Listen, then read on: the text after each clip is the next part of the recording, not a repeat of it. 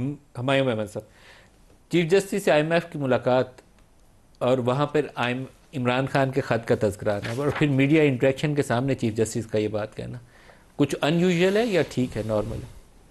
बिस्मिल्लाहिर्रहमानिर्रहीम, इय्याका नअबुदु व इय्याका नस्तईन। देखिए, ऐसा ये है कि जब हम यूजुअल अनयूजुअल की बात करते हैं तो आप सबसे पहले आप चाहते हैं कि पहले कभी ऐसा हुआ या नहीं हुआ। नहीं हुआ तो इससे पहले नहीं हुआ, तो इसका मतलब है ये अनयूजुअल है। समथिंग न्यू हैपन, किसी चीज़ ने इस चीज़ को ट्रिगर किया है। वो क्या है? ठीक है, अच्छा, अब वो क्या चीज़ें हो सकती हैं? फाइनेंस के लिए तो वो चीफ जस्टिस के पास जाएंगे नहीं। ठीक है, अब एक बात याद रखें, जैसे जब हम चीज़ों की इंटरप्रिटेशन करते हैं ना, तो आपको खुद समझ आ जाती है कि इंटरप्रिटेशन क्या है। अब there are two things. Who is the chief justice of Pakistan? Justice Yahya Afridi साहब, he is the chief justice of Pakistan.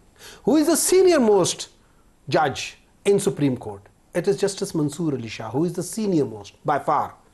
उसके बाद एक और ने आना था, उसके बाद याह्या अफरीदी ने आना था, उन्होंने चीफ जस्टिस बनना था, लेकिन he is not the senior most and by far he is not the. अगर आप उसको उस मेरिट के लिस्ट पे भी करें ना, जस्टिस मंसूर अली शाह से बेहतर जज इस वक्त पूरे पाकिस्तान में कोई नहीं। खैर, मैं इस बहस में नहीं जाऊंगा, ये राइट मुनासिब नहीं है। जज सारे इंटरनेशनल ज्यूरिस्डिक्शन, लेकिन सीनियरिटी लिस्ट जो हमारा तरीकाकार था उसमें जस्टिस मंसूर सबसे पहले, उसमें डंडी मार, उसमें बहुत बड़ी डंडी मार दी आपने। तीसरे नंबर, चौथे नंबर और फिर कहीं और से बुला के उसको सबसे सीनियर कर दिया। देखिए, when you start manipulating the judicial system. नहीं सर, उससे भी इंपॉर्टेंट चीज़ ये है कि जो आपने 26वीं तरमीम के तहत जो भी आपका फैसला था, आपने जस्टिस याह्या को बनाया, लेकिन जो आईनी बेंच में बनाया वो जस्टिस अमीनुद्दीन को बनाया। वहां पर तो वोट आउट हो गए जस्टिस याह्या भी, वो तो आईनी बेंच के सरबराह नहीं बन सके। नहीं बनने ना। देखिए, बात ये हो जाती है, अब मसला क्या हो रहा है, ये इंटरप्रिटेशन का ही मसला है ना।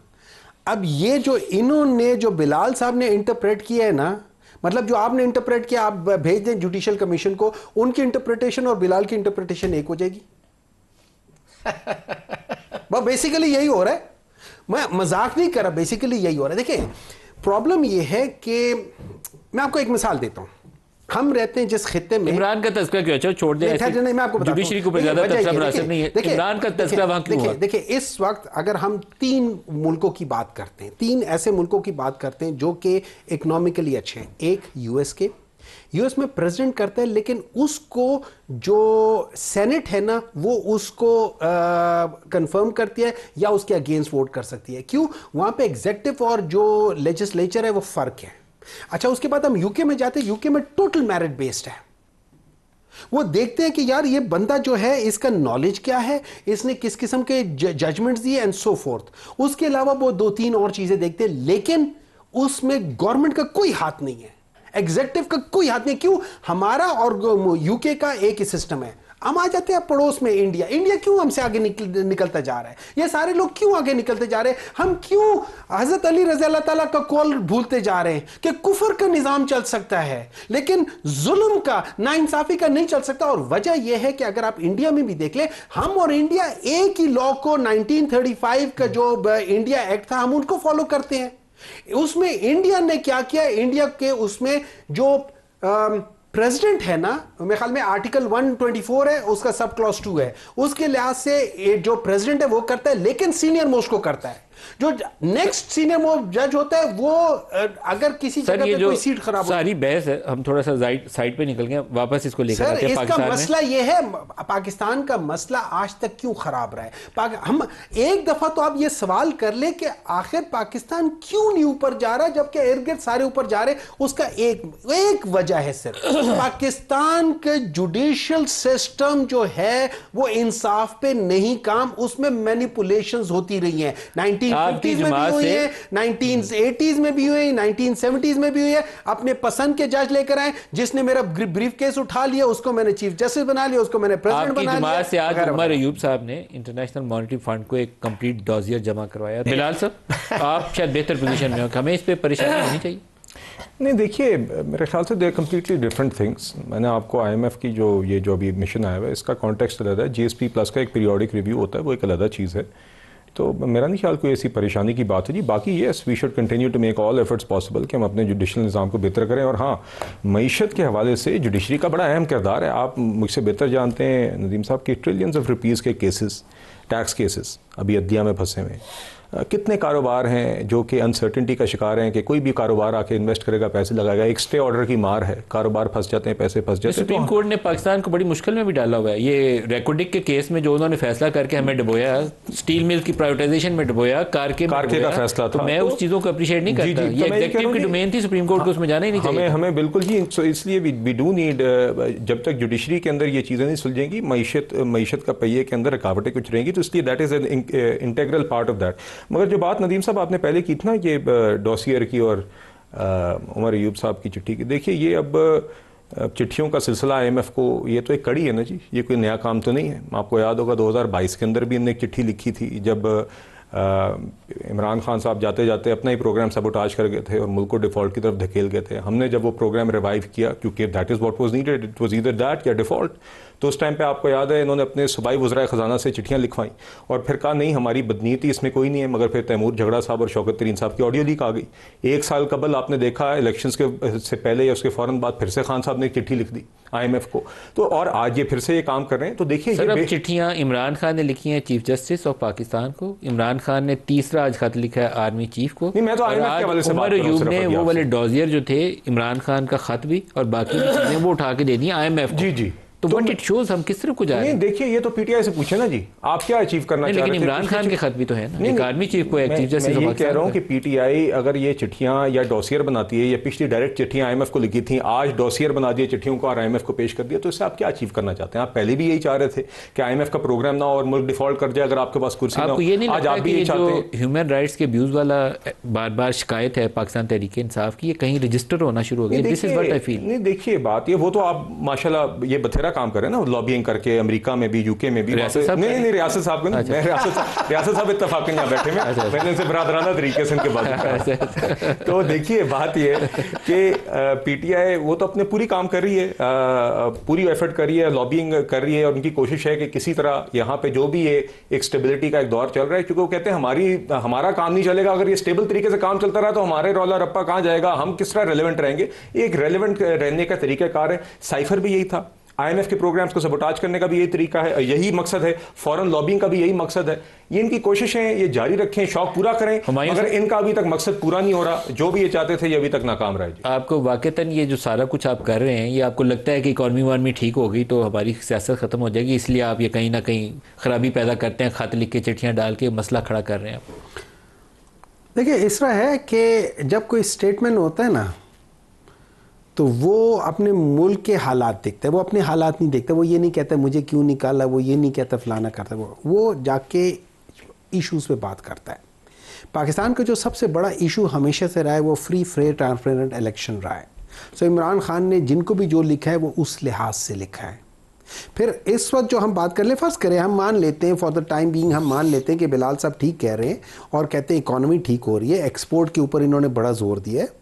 तो जब ये लोग आए थे, हमें निकाला था कि भाई तबाह हो रही है, तो उस वक्त एक्सपोर्ट 31 बिलियन थे, 31.8 बिलियन में थे। उसके बाद पहला जो PDM पाकिस्तान डिस्ट्रक्शन मूवमेंट का पहला दौर था, उसमें 27.5 बिलियन पे चला गया, एक्सपोर्ट बढ़ गया माशाल्लाह। ने खुशी से आपका वो अच्छा उसके बाद उसके बाद जो सेकंड दौर आया PDM का डिस्ट्रक्शन मूवमेंट 2, उसमें फर्दर बढ़ गया, 24 बिलियन पे चला गया। मतलब 31 से 27, 27 से 24 तो वाकई एक्सपोर्ट्स बढ़ गए हैं, इन लोगों ने वाकई अच्छा काम किया। इन्वेस्टमेंट टू GDP बिल्कुल हमारे दौर में 15.6% थी, बहुत कम थी। ये लोग जब आए पहले दौर में बढ़ के 14% पे हो गई, आज उससे बढ़ के तकरीबन 13% पे आ गई है, माशाल्लाह बहुत अच्छी बात है। जब ये लोग आए थे हमें निकाल के, मुल्क में बहुत ज़्यादा तबाहियाँ हो रही थी और जो अनएम्प्लॉयमेंट थी वो 5.4% थी। फिर ये लोग आए, इन लोगों ने बहुत अच्छा किया और अनएम्प्लॉयमेंट पहले दौर में 6.2 पे चली गई, थोड़ी सी बढ़ गई लेकिन खैर अच्छा हुआ। उसके बाद अब 9.5 पे चली गई है, उसकी दुगनी हो गई लेकिन अच्छा हुआ, अनएम्प्लॉयमेंट हो गई है, यही चाहते थे। देखिए जब हम बात करते ना, ये जो आपने शुरू में बात की थी कि भाई ये फॉरेन वार है, अल जजीरा ने क्या रिपोर्टिंग की थी, BBC वालों ने क्या रिपोर्टिंग की थी, वो सारी चीज़ें कहीं तो जारी होगी। फिर ये भी कह दें कि PTI वालों ने किया, जो इकोनॉमिक इंटेलिजेंस यूनिट है उन्होंने 4 जो होते हैं ना डेमोक्रेसी इंडेक्स होते हैं, उसके 4 लेवल्स होते हैं।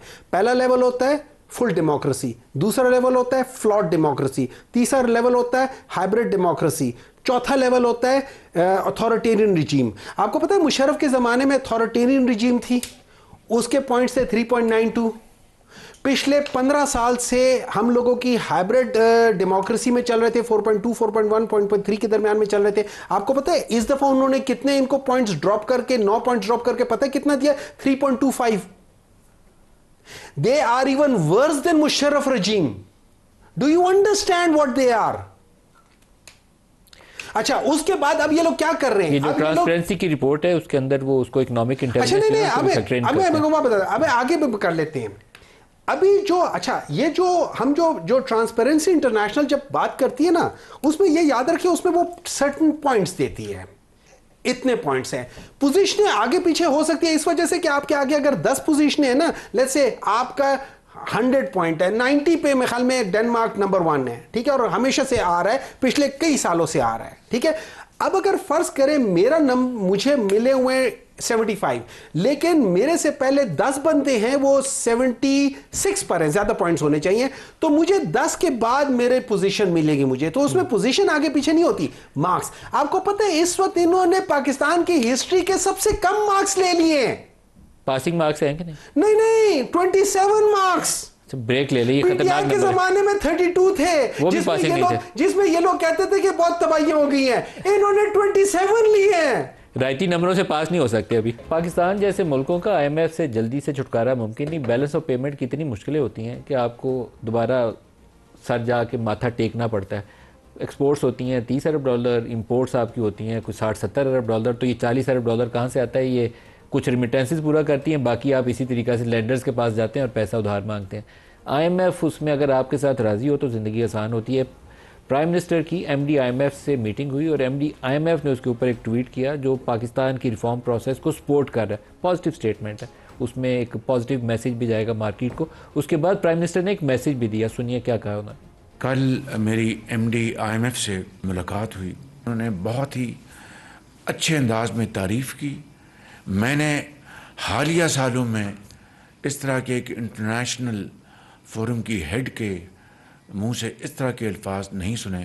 This appreciation does not come that easily, you have earned it through your hard efforts and untiring efforts. जब मैंने उनसे पावर की बात की कि मोहतरमा अब इंडस्ट्री, एक्सपोर्ट, इकॉनमी तब चलेगी जब कॉस्ट ऑफ प्रोडक्शन कम होगी, कहते बिल्कुल आप ठीक कहते हैं। तो मैंने कहा ग्रोथ तभी होगी कि हमारे जो ड्यूटी स्ट्रक्चर, हमारा जो एनर्जी है उसकी कॉस्ट कम होगी, एम्प्लॉयमेंट तब बढ़ेगी, तब हमारी प्रोडक्शन बढ़ेगी कि हम compete कर सकें दुनिया के ममालिक से। तो उसमें उन्होंने बड़ा पॉजिटिव बात की। उनके आप अपना प्लान लेके आएँ, मैं तैयार हूँ। तो ये जो खटका था कि जी वो IMF मानेगा, she was in a very positive. आपको अंदाज़ा हो गया होगा कि प्राइम मिनिस्टर किस तरफ इशारा कर रहे हैं कि IMF ने हमें पावर टैरिफ कम करने के लिए गुंजाइश दे दी है। तो बिलाल साहब, एक तरफ तो कुछ पॉजिटिव्स हैं कि IMF आपके रिफॉर्म प्रोसेस को सपोर्ट कर रहा है, लेकिन हमारी हालत यह है कि हमें बिजली की 10 रुपये कीमत कम करने के लिए IMF से इजाज़त लेनी पड़ी है। नदीम साहब देखिए, आप यू अंडरस्टैंड दिस, जब आप IMF प्रोग्राम में होते हैं तो आपके पावर टैरिफ स्ट्रक्चर्स, आपका फिजिकल मामला, रेवेन्यूज और एक्सपेंडिचर्स, ये सब फिर आप IMF के साथ एक अंडरस्टैंडिंग के साथ तो करते हैं मेजर्स, बिकॉज आपने एक प्राइमरी बैलेंस का टारगेट फिक्स किया होता है जिसके ऊपर रेवेन्यूज और एक्सपेंडिचर्स का इंपैक्ट होता है। तो जब भी आप इनमें से किसी भी कीमत को चेंज करते हैं, कोई पेट्रोलियम लेवी हो, गैस का टैरिफ हो, बिजली का टैरिफ हो, कोई किसी किस्म का टैक्स हो, तो उसका उस पर असर आता है और इसलिए आपको IMF को एतमाद में लेना होता है। और उस कॉन्टेक्स्ट में प्राइम मिनिस्टर बात कर रहे थे, फ्लैट है, 0.9% है फर्स्ट क्वार्टर का number, which is not even 1%। नहीं देखिए, वो इंशाल्लाह आपने देखा है कि एक पॉजिटिव स्टेटमेंट MD IMF की तरफ से भी आई है। अभी गुज़िश्ता आई थिंक गालिबन महीना डेढ़ पहले भी जब IMF की टीम आई थी तो एक पॉजिटिव कंक्लूजन हुई थी। तो प्रोग्राम इज ऑन ट्रैक। यकीनन उसमें कुछ चीज़ें उतार चढ़ाव रहता है, मगर भी नेविगेट प्रोग्राम ऑन ट्रैक रहना in itself is very positive. लेकिन जो हमारी हालत है, मैं तो सिर्फ वो बता रहा हूँ कि हालत हमारी क्या है। हालत तो ये देखिए जी, ये तो जब आप IMF प्रोग्राम में होते हैं तो उसका तरीका ये होता है कि क्योंकि आपने एक इकोनॉमिक पॉलिसीज के ऊपर आपस में एग्रीमेंट की है कि ये हम पॉलिसीज लेके चलेंगे, तो उसमें कोई भी अगर आप चेंज लाना चाहें तो यकीनन फिर IMF के साथ बैठ के, ये मैच्योर तरीका यही है। ये वो मैच्योर तरीका नहीं जो खान साहब ने किया था कि वादा करें उसके बाद फिर पेट्रोल और बिजली की कीमतों को अपना ही किया हुआ वादा तोड़ दें और IMF को टीवी से पता चले। 10 रुपए पर लीटर कीमत कम की थी और IMF ने प्रोग्राम सस्पेंड कर दिया था और डिफॉल्ट की तरफ धकेल दिया कोई था। सेंसिबल काम नहीं था किया उस वक्त, वो जाते जाते एक पॉलिटिकल मूव थी। रियासत अली आज़ाद साहब, जो IMF वाला मामला है वो टेढ़ा होने जा रहा है। ये जो वफ्त आया हुआ है, ये तो इसको कहते हैं ना, वो बस रिपोर्ट बनाएगा, ये रिपोर्ट फैक्टर इन होगी इन फ्यूचर प्रोग्राम्स, वो हमारे ये बेंचमार्क्स में आ जाएंगी चीज़ें। बिल्कुल ठीक कह रहे हैं। ये इसके पीछे एक मैं उसको तूफान कह लो या कुछ ऐसा कह सकते हैं, चूंकि इतनी सीरियसनेस और तमाम इदारों के अंदर, और स्पेशली चूंकि जिस मुल्क के अंदर रूल ऑफ लॉ नहीं होता, वहाँ पे चूंकि वो पैसा उधार दे रहे होते, उनको सिक्योरिटी चाहिए होती है, और वो सिक्योरिटी तभी हो सकती जिस मुल्क के अंदर आइन और कानून की बालादस्ती हो, इंडिपेंडेंट जुडिशरी हो, और जुडिशरी बिल्कुल फुल स्विंग पे काम कर रही हो, और अंडर स्ट्रेस ना हो, अंडर क्वेश्चन ना हो, इंटरफेरेंस ना हो, freely without any pressure ensure करेंगे अब जुडिशरी की ट्रांसपेरेंसी और इंडिपेंडेंस। वो हम नहीं करेंगे। नो, वो आए चेक करने के लिए कि हम जो पैसे दे रहे हैं कहीं डूब तो नहीं जाएंगे। ये क्लोजिंग रिमार्क्स सर हुमायूं साहब, वन लाइनर। देखिए, मैं अभी बिलाल साहब ने बहुत कहा है कि PTI ने IMF, देखिए मैं आपको रिकॉर्ड में बताता हूँ। 1 अक्टूबर मेरे ख्याल में 1999 ऐसा था, 1999 में Pakistan was find by IMF। Pakistan को फाइन लगा था, सस्पेंशन और बात होती है, फाइन लगा था। क्यों? इसहाक डार साहब ने फिगर्स फज किए थे। अच्छा, उसके बाद बाज नहीं आए। 2018 में उन्होंने एक्सपोर्टर्स के जो रिफंड्स को रोक के अपनी चीजें ज्यादा बता दी, दोबारा इन्होंने फज किया, ये फिर रिपोर्ट हुआ है, ये 2017 में, 2015-16 में, थ्रू आउट। ये आप मुझे एक बात बताएं, इसहाक डार के होते हुए कोई और फाइनेंस मिनिस्टर बन सकता था? IMF ने कंडीशन ये लगाया कि इसको नहीं बनाना, वरना हम फंड नहीं करेंगे। क्यों? उनको पता है ये फजिंग करते हैं, और ये इन लोगों ने खाली उधर नहीं की, अब इनकी फजिंग सुप्रीम कोर्ट तक चली गई, जुडिशरी तक चली गई है। अच्छा, इससे पहले ये याद रखें, इससे पहले पॉलिटिकल स्टेटमेंट है या सीनियर स्टेटमेंट? नहीं, मैं आपको डेट बता दूं, बिजनेस रिकॉर्डर में ये पब्लिश हुआ है। ये बिजनेस रिकॉर्ड पाकिस्तान के केस में नहीं, बिजनेस डेली टाइम्स में, हर जगह पे ये हुआ है। आप जरा, अच्छा एक आखिरी चीज, एक लाइन कह ले, एक लाइन में सिर्फ यही कह सकता हूं कि ये जो कह रहे हैं ना कि सब अच्छा है, कुछ भी अच्छा नहीं है।